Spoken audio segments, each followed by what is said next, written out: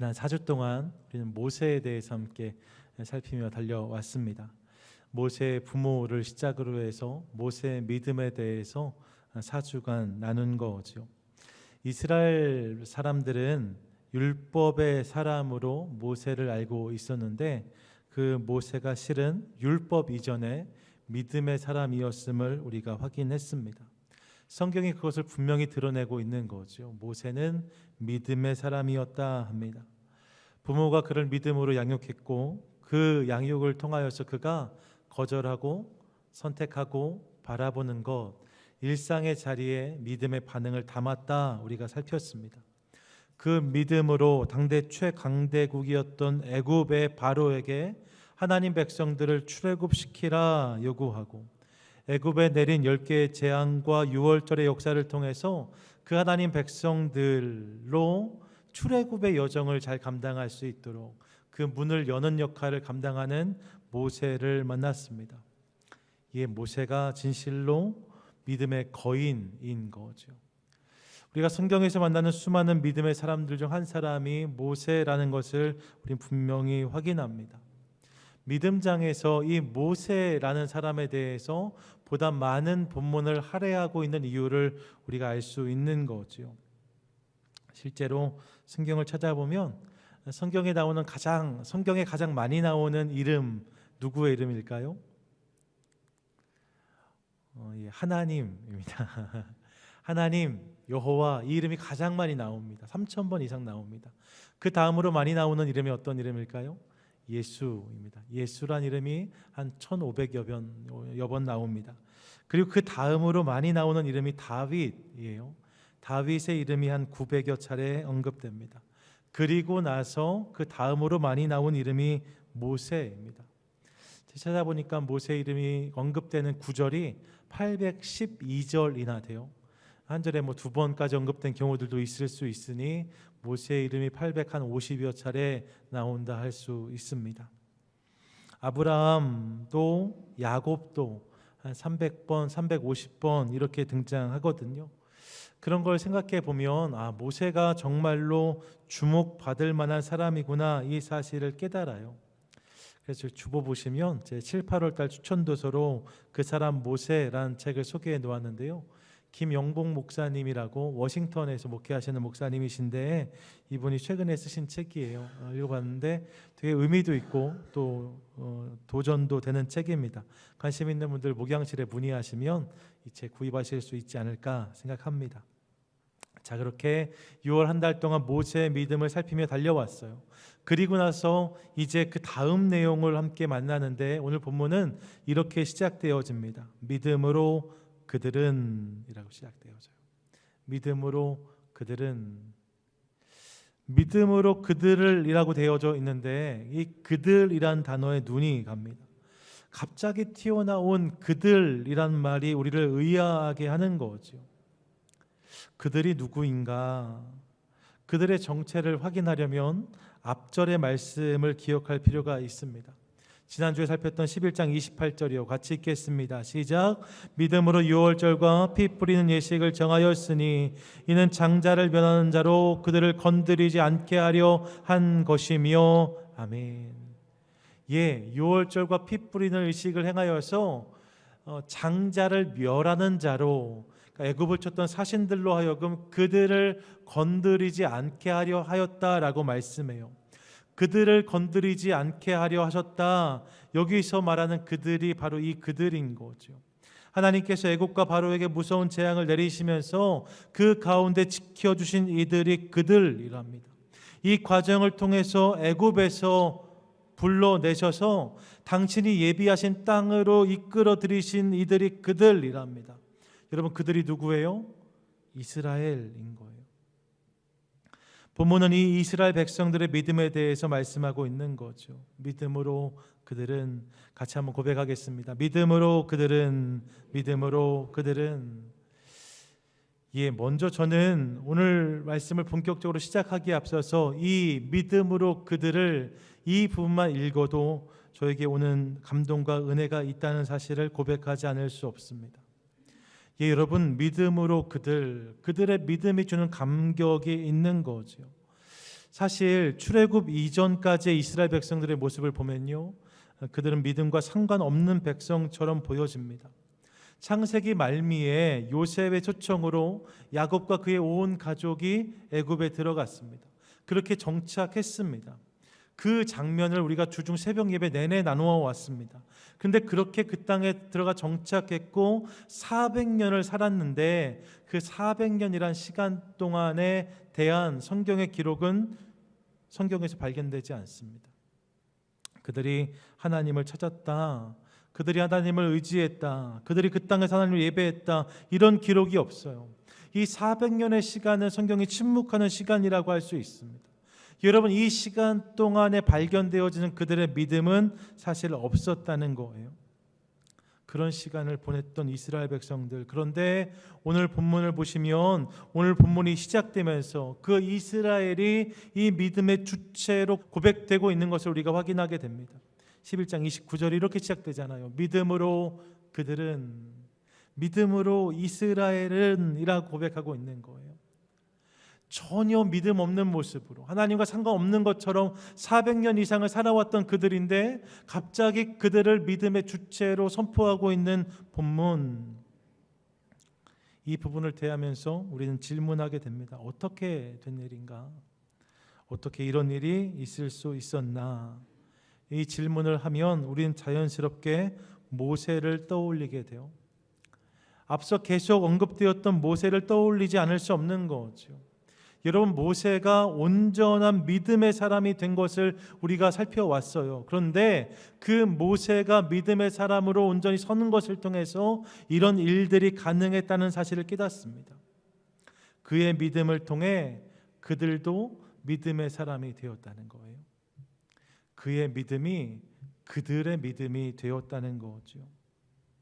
400년 넘게 하나님을 찾지 않았던 그들이 하나님을 찾기 시작하고 부르기 시작했답니다. 물론 그들 안에 있는 불신의 관성도 우리가 여전히 발견해요. 문제를 만나면 여전히 부족한 믿음이 드러납니다. 연약한 믿음이 발견됩니다. 불평하고 원망하고 흔들리는 모습도 보여줍니다. 심지어 이런 연약함 때문에 애굽에서 나왔던 첫 번째 세대는 광야에서 다 세상을 떠날 수밖에 없었어요. 그런 연약함이 그들에게 있었답니다. 하지만 그럼에도 그들이 이스라엘이 믿음의 사람, 믿음의 백성이 되어지는 그 첫 번째 자리 말입니다. 그 시작점에 모세가 서 있다는 사실을 우리는 부인할 수 없어요. 모세 한 사람이 하나님 앞에 바로 서고 그가 믿음을 지켰을 때에, 그가 믿음으로 자신의 인생을 세웠을 때에 이 은혜가 그들에게 시작되었다는 것을 우리가 확인하게 되는 거죠. 그의 믿음이 그들의 믿음을 가능케 했답니다. 한 사람 한 사람이 중요하다는 거예요. 한 사람이 주님 앞에 바로 서고 한 사람이 온전한 믿음으로 자신의 삶을 세우기 시작할 때에 그 한 사람을 통해서 한 민족 안에 믿음의 역사가 시작되고 있는 것을 우리가 확인하게 되는 거죠. 본문만이 아닙니다. 역사를 보시면 하나님은 늘 모든 인생을 보시고 들으시거든요. 하지만 모든 인생이 다 특별한 하나님의 역사에 쓰임 받았던 것은 아니에요. 주님이 주목하심으로 특별히 쓰였던, 특별히 붙잡혔던 믿음의 거인들이 있습니다. 지금까지 살폈던 믿음의 사람들이 다 그렇죠. 그리고 오늘 이후에 만나게 될 사람들도 그렇습니다. 라합이, 사사들이, 다윗이, 선지자들이 다 그런 믿음의 사람들이었답니다. 신약에 가면 예수님의 제자들이 그런 사람들이었고 사도 바울도 그런 인생이었습니다. 마가가, 누가가, 디모데가, 디도가 다 그런 인생을 살았습니다. 그들의 삶을 보면서 우리는 한 사람이 온전한 믿음의 사람으로 설 때에 그를 통하여서 많은 이들이 믿음의 인생이 되고 그들의 삶의 지경 가운데 하나님 나라가 임하는 것을 확인하게 됩니다. 그 하나님의 사람들의 삶 가운데 그의 믿음이 그들의 믿음이 된 이야기가 임하게 되더라는 거예요. 그의 믿음이 그들의 믿음이 되는, 여러분, 그들만의 이야기가 아니죠. 우리 주변에도 이런 분들 얼마든지 계실 수 있습니다. 원래 우리 가정은 전혀 안 믿었는데 저 때문에 저희 온 가족이 다 예수 믿게 되었습니다. 저희 집안은 전혀 교회와 상관없는 집안이었는데 저 며느라기가 들어오면서 우리 아들이 교회 나가게 되면서 우리 가족이 주님을 믿는 가정이 되었습니다. 이런 고백을 들을 때가 있습니다. 그의 믿음이 그들의 믿음이 되는 거죠. 저는 이런 이야기들, 이런 은혜와 이런 고백이 우리 삶에 더욱 충만하게 되기를 간절히 소망합니다. 우리 교회 가족들 한 분 한 분의 삶에 하나님께서 은혜를 주셔서 그래서 나의 믿음이 저들의 믿음이 되고 나의 믿음을 인해서 우리의 헌신의 농도가 더욱 짙어지고 나의 믿음을 인해서 우리가 섬길 수 있는 지경이 더욱 넓어지고 나의 믿음을 통해서 우리와 그들의 삶 가운데 믿음의 역사가 더 충만히 담기게 되기를 원합니다. 이 한 사람의 이야기가 우리의 것 될 수 있기를 원한다는 거죠. 여러분, 이 한 사람이 그 사람이 아니라 내가 될 수 있기를 원해요. 그 사람이 그렇게 서는 것도 중요하지만 내가 그 사람이 되는 것도 중요합니다. 그런 맥락에서 옆에 분들과 같이 한번 인사하시죠. 이렇게 인사하겠습니다. 당신이 바로 그 사람입니다. 시작. 당신이 바로 그 사람입니다. 예, 여러분, 다른 사람이 아니라 당신이, 내가 바로 그 사람이 되어야 된다는 거예요. 이 믿음과 소망을 가지고 그렇게 나를 통해 일하시는 하나님을 경험하는 복된 인생 되시기를 주님의 이름으로 축원드립니다. 아멘. 더불어 오늘 본문은 하나님의 은혜로 출애굽, 즉 바로에게서 벗어나 이제 믿음의 행진을 시작하는 이스라엘 백성들의 모습을 우리에게 보여주고 있는데, 특별히 오늘 본문의 배경은 출애굽기 14장에 소개되는 홍해 사건입니다. 이 홍해 사건을 배경으로 오늘 본문이 선포되고 있는 거지요. 배경을 잘 아시지만 간략하게 다시 나누면 이렇습니다. 하나님은 출애굽한 이스라엘 백성들을 인도하기 시작하십니다. 애굽의 노예로 살다가 이제 자유를 얻었습니다. 자유를 얻었을 뿐만 아니라 이 과정에서, 출애굽의 타이밍에서 하나님이 어떤 분이신지를 저들이 깨달았어요. 하나님이 우리를 위해서 어떤 일을 행하시는지를 보았습니다. 그 하나님이 이제 우리를 인도하신답니다. 이스라엘 백성들 안에 설렘과 기대가 분명히 있었을 거예요. 하나님께서 우리를 얼마나 황홀하게 인도하실까, 이런 기대가 있는 거죠. 실제로 14장 앞부분을 보시면 하나님은 정확한 지명을 하나하나 언급하시면서 이리로 저리로 그렇게 이스라엘 백성들을 인도해내십니다.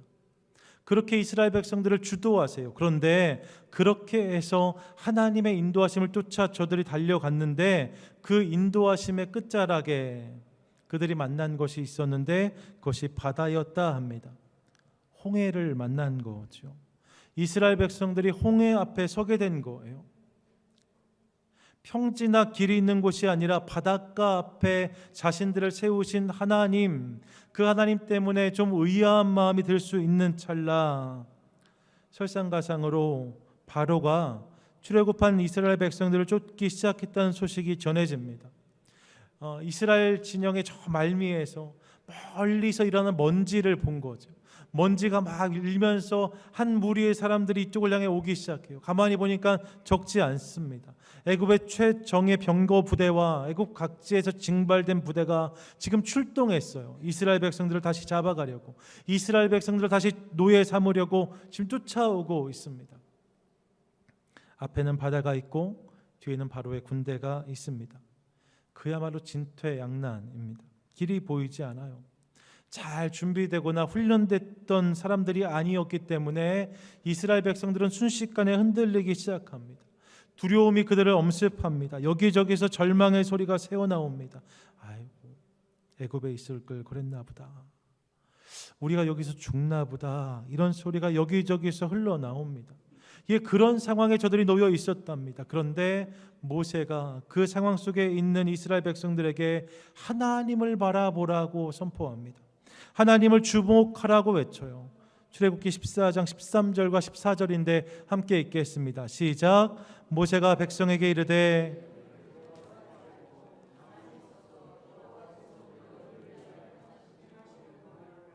너희가 오늘 본 애굽 사람을 영원히 다시 보지 아니하리라.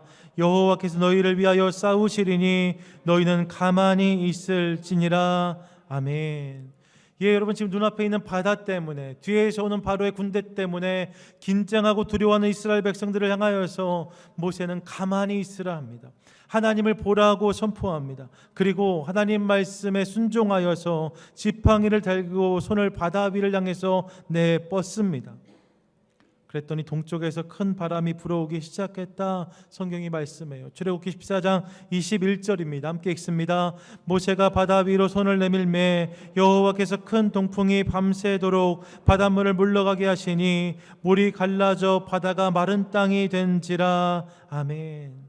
동쪽에서 갑자기 큰 바람이 불어오기 시작합니다. 이 바람이 불어오기 시작했는데 바람이 멈추지 않습니다. 밤새 바다에 이 바람이 내리꽂힙니다. 그리고 이로 인해서 이 바다가 갈라지기 시작합니다. 바다가 갈라져요. 마른 땅이 드러납니다.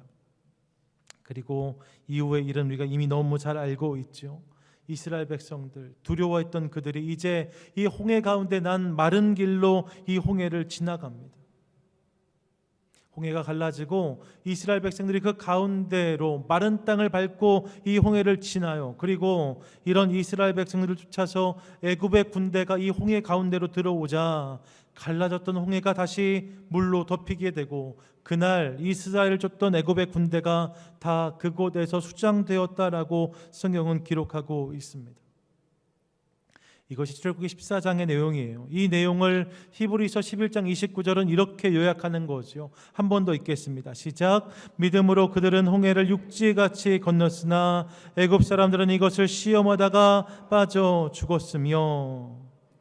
이것이 오늘 본문이 주목한 장면이고 사건이랍니다. 그날 그곳에 이런 일들이 있었다는 거죠. 오늘 본문을 통해 하나님이 우리에게 주시는 몇 가지 메시지가 있어요. 그것들 함께 나누기 원합니다. 먼저 성경은 우리에게 믿음의 사람도 홍해를 만날 수 있다라고 말씀해요. 믿음의 여정, 믿음의 인생에도 홍해가 있을 수 있다는 사실을 우리가 깨닫게 되는 거죠. 사실 우리는 그들이 그 땅을 벗어날 때 말입니다, 이스라엘 백성들의 애굽에서 노임받고 나왔을 때에 그 과정이 참 지난하고 어려웠다는 것을 알았기 때문에 이제는 고통 끝 행복 시작이었으면 좋겠다 하는 기대를 품어 보았습니다. 한없는 열심으로 당신의 백성들을 위해 일하시는 하나님을 보면서 저렇게 출애굽시키셨으니 이제 하나님이 허락하신 놀라운 은혜와 축복이 저들의 삶 가운데 임하겠구나, 그런 기대를 품어 보았습니다.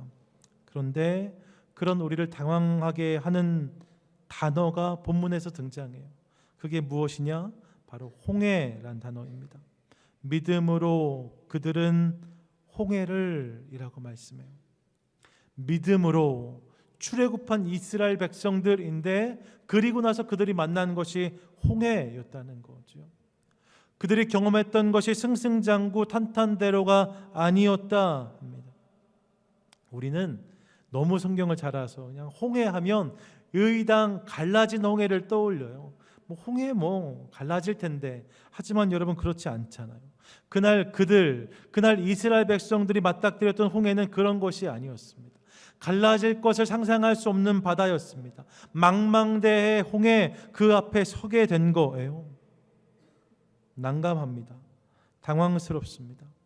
이어지는 본문을 보시면 이 홍해에 대해서 애굽 사람들이 이를 시험하다가 그 홍해에 빠져 죽었다라고 분명히 말씀합니다. 뭐예요? 이 홍해가 모양이 아니었다는 거예요. 신용이 아니었다는 거예요. 페이크가 아니었다는 거예요. 실제로 그런 바다였다는 거죠. 큰 군대를 집어삼킬 만큼 엄청난 바다였답니다. 인터넷에서 구글로 이 홍해를 검색해 보시면 홍해에 대한 설명이 이렇게 나와요. 홍해는 아프리카와 아시아 사이의 만으로 북쪽은 시나이 반도, 동쪽은 아라비아 반도와 닿아 있고 남쪽은 아덴만을 통해서 인도양과 연결된다.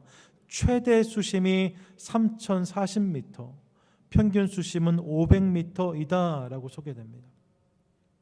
여러분 무슨 말이에요?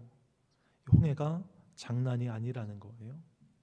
우리가 오늘 살피는 홍해는 물론 이 홍해의 끝자락, 북쪽 끝자락이에요. 하지만 여러분 거기도 절대 만만한 바다가 아닌 거죠. 어떻게 좀 잘 해보면, 좀 힘을 내면 건널 수 있는 바다, 건널 수 있는 물이 아니었다는 거예요. 스스로의 힘으로 결코 건널 수 없는, 도저히 감당할 수 없는 문제가 홍해였다 합니다. 그런 홍해를 지금 이스라엘 백성들이 만났다라고, 이스라엘 백성들 앞에 그런 홍해가 나타났다라고 성경이 말씀하고 있는 거예요. 출애굽한 이스라엘 백성들이 그런 홍해를 만났답니다. 이를 통해 우리는 믿음의 사람도 홍해를 만난다는 사실을 깨달아요. 믿음의 인생, 믿음의 여정에도 홍해와 같은 어려움, 홍해와 같은 문제가 찾아올 수 있다는 거죠. 여러분, 하나님 밖에 있어서 만나는 문제가 아니에요. 믿음이 약해서 만나는 어려움이 아니에요. 믿음으로 걷고 있음에도 불구하고, 믿음으로 잘 달리고 있음에도 불구하고 그 인생에 나타나는 시련과 어려움이 있을 수 있다는 거예요. 이게 참 어렵습니다. 늘 드리는 말씀이지만 사실 이 부분이 좀 해결되면 우리의 신앙생활은 보다 쉽고 보다 행복한 것이 될 수 있지 않을까, 그런 생각을 종종 합니다. 믿는 사람의 인생에는 걱정, 근심, 염려, 어려움, 시험, 고통, 고난, 아픔이 다 없고, 이런 것들은 믿지 않는 자들에게만, 교회 다니지 않는 사람들의 삶에만 경험되는 문제라 한다면 여러분, 세상에 믿지 않을 사람이 어디 있겠어요? 교회 교패만 딱 붙이면 이게 부적처럼 작동해서 그 집의 모든 우환이 다 거치게 되고, 교회에만 등록하면 그날 즉시로 모든 문제가 풀리고 열린다면 누가 교회 나오지 않겠습니까? 전도하지 않으셔도 될걸요? 교회 나오라고 하지 않으셔도 될걸요? 그런 생각 해봤어요. 만약에 그렇다면 오히려 교회 앞에 사람들이 줄을 늘어서지 않을까. 주일 아침이 되면 사람들이 줄을 길게 쓰는 거예요. 전 나가서 번호표를 나눠줄 거예요. 한 분 한 분. 그리고 일부 예배 시작할 때 나가서 이야기하겠죠. 오늘은 일부 예배 100번까지만 들어오세요. 100번까지 쭉 들어와 일부 예배 드리고, 나가시면 2부 예배 시작할 때 101번부터 200번 들어오십시오. 장로님들 번호 확인해 주세요. 그렇게 저녁까지 예배 드리고, 그래도 못 드리신 분들 죄송합니다. 다음 주에 좀 더 빨리 오세요. 그게 아니면 좀 짓궂게 하자면 교회 입구에 서서 지난주 설교 제목 기억하신 분만 오늘 예배 드리시겠습니다. 이렇게 할 수 있지 않을까, 이런 생각도 해봅니다. 여러분, 교회 다니는 사람의 삶에는 아무런 문제가 없고, 교회 안 다니는 분들, 예수 안 믿는 사람의 인생에만 문제가 찾아온다면 얼마든지 이런 일들이 있을 수 있습니다. 하지만 현실은 그렇지가 않아요. 믿는 사람도 똑같은 어려움을 만납니다. 똑같은 시련을 경험합니다. 똑같은 시험과 맞닥뜨립니다. 아니요, 이것뿐만 아니라 가끔은 믿기 때문에 만나는 문제도 있습니다. 믿기 때문에 경험하는 불편함과 어려움을 지나야 될 때도 있습니다. 그런 일들이 있습니다. 그럴 때마다 속이 상합니다. 물론 주님을 향한 신뢰가 있지만, 그래서 붙드는 말씀이 있고 그렇게 기도하지만, 인간적으로 솔직히 하나님을 향해서 서운한 마음이 올라오는 것을 느낄 때가 있어요. 마음 깊은 곳에서 그런 목소리가 제 안에 들리는 거죠. 하나님, 왜 그러세요? 저분이 이제 막 믿음이 생기기 시작했는데, 이제 좀 교회 열심히 다니시려고 하는데, 하나님, 저분은 참 충성되이 주님을 섬기시는 분인데, 하나님, 저분은 앞으로 주님을 위해서 할 일이 너무 많은 분인데, 하나님 왜 그러세요? 주님, 좀 서운합니다. 그런 고백이 마음 한구석에서 올라오는 것을 느낄 때가 있어요. 믿음의 삶을 사는 자의 삶에 찾아오는 홍해를 만날 때에 이런 어려움이 있다는 거예요. 이런 의문이 있다는 거예요. 이런 답답함을 경험할 때가 있습니다. 여러분, 믿는 자의 삶에 찾아온 홍해가 우리를 어렵게 합니다. 그런데 이렇게 홍해 앞에서 어려워하는 저에게, 또 우리에게 오늘 본문을 통해 주님이 주신 두 번째 메시지가 있습니다. 그것은 믿음의 인생도 홍해를 만날 수 있는데, 아니요, 만나는데 그게 다가 아니다라고 하십니다. 믿음이 있는 인생과 믿음이 없는 인생 사이에 차이가 있다고 말씀하세요. 그것이 어떤 차이입니까? 본문을 보세요. 우리 한 번 더 11장 29절 읽겠습니다. 시작. 믿음으로 그들은 홍해를 육지같이 건넜으나 애굽 사람들은 이것을 시험하다가 빠져 죽었으며. 아멘. 무엇입니까? 믿음의 사람들도 홍해를 만났고 애굽 사람들, 애굽의 군대도 홍해를 만났다 합니다. 똑같은 홍해를 경험했대요. 그런데 믿음의 사람들은 그 홍해를 건넜다 말씀하고 애굽 사람들은 그 물에 빠졌다, 건너지 못했다라고 말씀하고 있습니다. 이것을 통해서 본문이 우리에게 주는 두 번째 메시지를 발견합니다. 그게 뭐예요? 여러분, 믿음의 인생은 문제가 없는 인생이 아니랍니다. 여러분, 믿는 자의 인생에도 문제가 있을 수 있어요. 믿음의 인생은 문제가 없는 인생이 아니라 어떤 인생이에요? 문제를 이기는 인생이라는 사실을 깨닫게 됩니다. 믿음의 인생은 문제가 없는 인생이 아니라 문제를 이기는 인생이라는 거예요. 믿음이 있는 사람들과 믿음이 없는 사람들, 모든 인생에 똑같은 문제, 똑같은 시련, 똑같은 어려움이 찾아올 수 있다고 말씀드렸습니다. 여러분, 믿는 자와 믿지 않는 자의 삶에 똑같은 홍해가 찾아옵니다.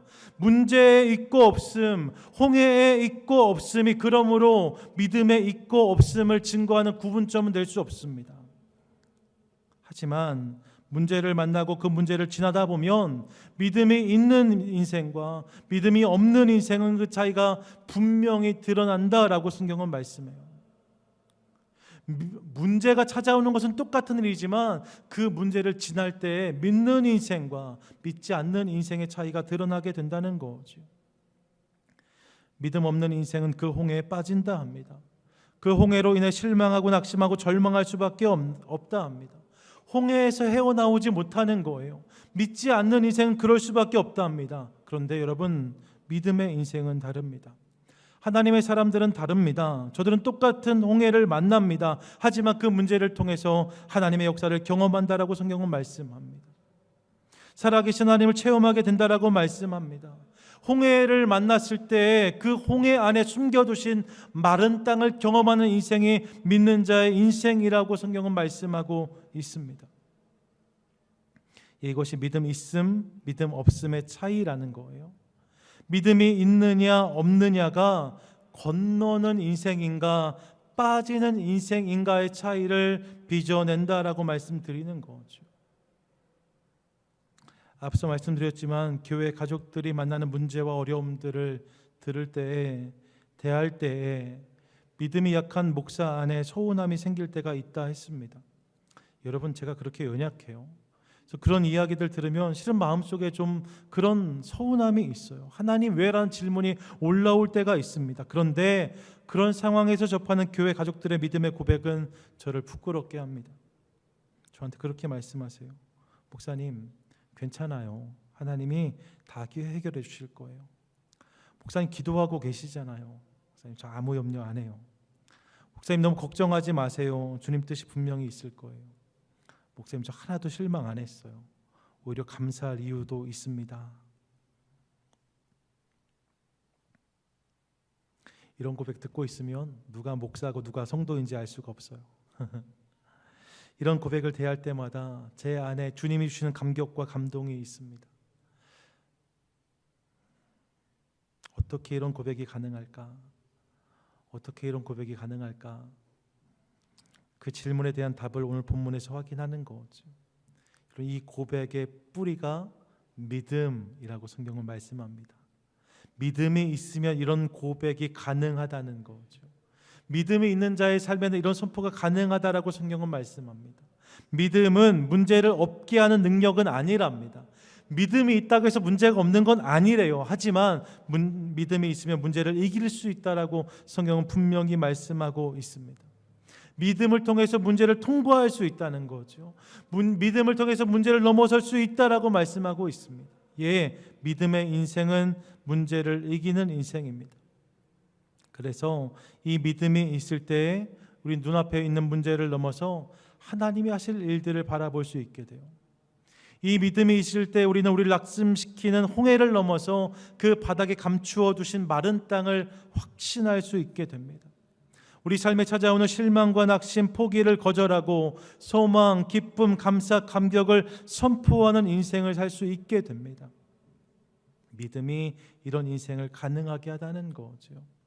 이 사실을 기억함으로 여러분, 믿음이 빚어내는 차이, 요즘엔 이것을 클래스의 차이라고 하더라고요. 예, 여러분, 그런 믿음의 클래스가 다른 클래스의 차이를 경험하는 저와 여러분, 우리 모두가 되시기를 축복합니다. 찬송가 373장 고요한 바다로의 1절은 이렇게 고백해요. 고요한 바다로 저 천국 향할 때 주 내게 순풍 주시니 참 감사합니다. 여러분, 이런 삶에 대한 기대와 소망이 우리에게 있습니다. 천국을 향해 가면서 고요한 바다, 잔잔한 순풍만 만나고 싶은 바람이 우리에게 있습니다. 그래서 이렇게 고백합니다. 그런데 이게 다가 아니에요. 2절을 보세요.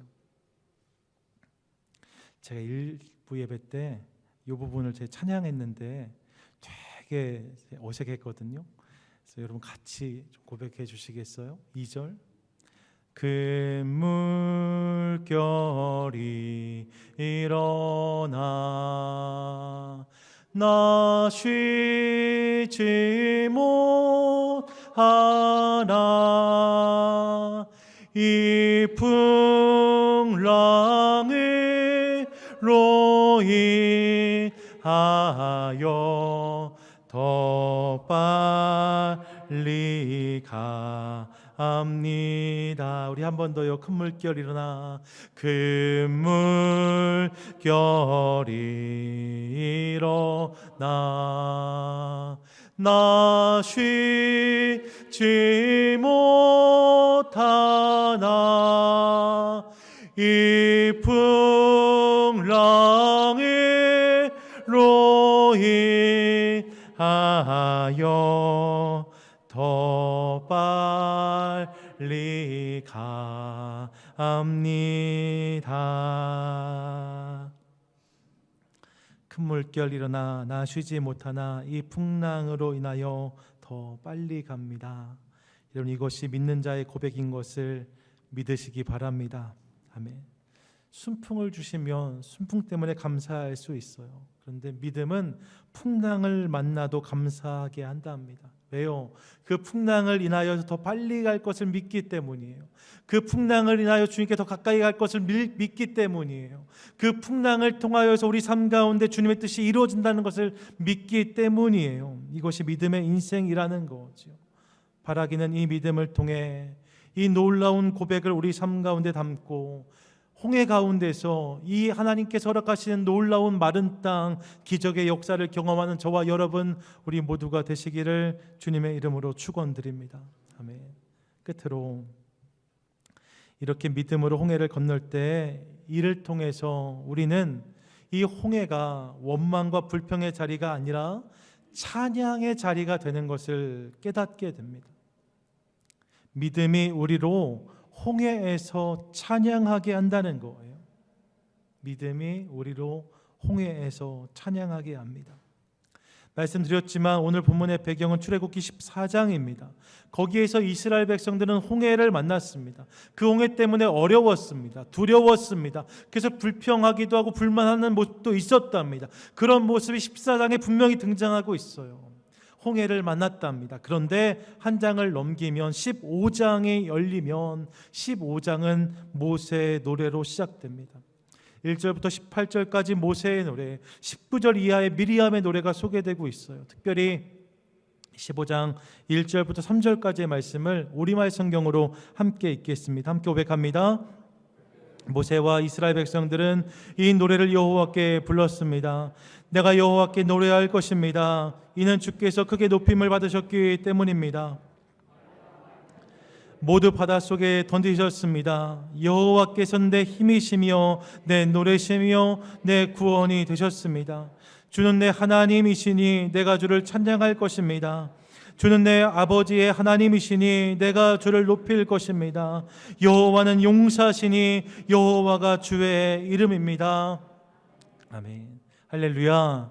아멘. 여러분, 우리는 이 본문을 그냥 읽었지만 그날 그때 그곳에 있었던 이스라엘 백성들은 이 찬양을 그렇게 부를 수 없었을 거예요. 박수를 치고 손을 높이 들면서 발을 구르고 방방 뛰면서 아마 그렇게 하나님을 높이지 않았을까 상상해 봅니다. 우리 하나님이 이런 분이십니다. 우리 하나님이 이런 일을 행하셨습니다. 그런 고백을 저들이 하게 되었다는 거죠. 여러분, 그들이 선 자리 말입니다. 그들이 선 자리 방금까지는 홍해 앞이었습니다. 홍해는 어려움이었답니다. 실제로 이 홍해가 그들로 하여금 두렵게 하였습니다. 떨게 하였습니다. 예, 여러분, 그런 모습이 저들에게 있었답니다. 하지만 하나님은 그 홍해를 가르셨고 그것을 인하여서 당신의 백성들로 이 홍해를 마른 땅으로 건너게 하셨습니다. 그리고 만나는 15장에서 이 찬양이 터져나고 있다는 거죠. 여러분, 여기 출애굽기 15장에 나오는 모세의 노래 말입니다. 이 모세의 노래는 성경에 나오는 노래들 가운데 가장 오래된 것 중 하나라고 말해요. 어떤 이들은 성경에 나오는 첫 번째 찬양이라고도 설명합니다. 하나님을 향한 찬양의 첫 번째로 처음으로 선포된 자리, 여러분, 그 자리가 아무런 문제가 없고 마냥 좋은 자리가 아니었음을 기억하고 싶습니다. 그냥 순탄하고 평탄한 인생의 자리가 아니었답니다. 오히려 첫 번째 찬양이 담긴 자리는 홍해를 만났던 자리였대요. 문제를 만났던 자리였답니다. 고통과 고난, 염려와 근심이 지나간 자리, 그 자리에서 첫 번째 찬양이 터져 나왔다라고 성경은 말씀하고 있습니다. 믿음이 있을 때 홍해는 찬양할 수 있는 자리가 된다는 거죠. 믿음이 있을 때 홍해의 찬양이 담긴다는 거예요. 그렇게 혹 우리 삶 가운데 찾아온 홍해가 있다면 그 모든 자리 역시 하나님의 은혜로 간증이 담기고 찬양이 담기고 은혜가 담기는 자리로 변화될 것을 기대하는 우리 모두가 될 수 있기를 소망합니다. 우리 삶에 있는 문제들 하나하나를 우리가 믿음으로 대하기 시작할 때, 그것들을 우리가 기도로 주님께 올려드리기 시작할 때 주님은 그 자리에 당신의 역사, 당신의 은혜, 당신의 놀라움을 담아주심으로 우리로 하여금 주님을 찬양케 하실 줄 믿습니다. 주님을 자랑하고 주님을 간증하는 인생이 되게 하실 줄로 믿습니다. 그 놀라운 역사를 경험하는 저와 여러분 될 수 있기를 원해요. 그날 이스라엘 백성들은 홍해를 만났답니다. 그런데 성경은 그 홍해로 인하여서 그들이 그곳에 빠지지 않았다 말씀합니다. 하나님의 은혜로 이 홍해가 갈라졌다 말씀합니다. 그리고 그 홍해를 가르고 걸은 마른 땅을 통하여서 그 홍해를 지난 다음 그들이 그곳에서 하나님을 찬양하게 되었다라고 성경은 분명히 선포하고 있습니다. 우리 삶에 동일한 은혜를 구합니다. 우리도 문제를 만날 때가 있습니다. 우리 삶에도 홍해가 찾아올 때가 있습니다. 잘 믿는데도, 열심히 예배 드리는데도 우리 삶 가운데 그런 어려움과 시련이 찾아올 때가 있습니다. 하지만 여러분, 낙심하지 마세요. 실망하지 마십시오. 주님을 바랄 수 있기를 소망합니다. 믿음의 반응을 결정하십시오. 그리고 하나님을 바라보세요. 그때 하나님께서 그 홍해 가운데 담아두신 마른 땅을 경험케 하실 줄로 믿습니다.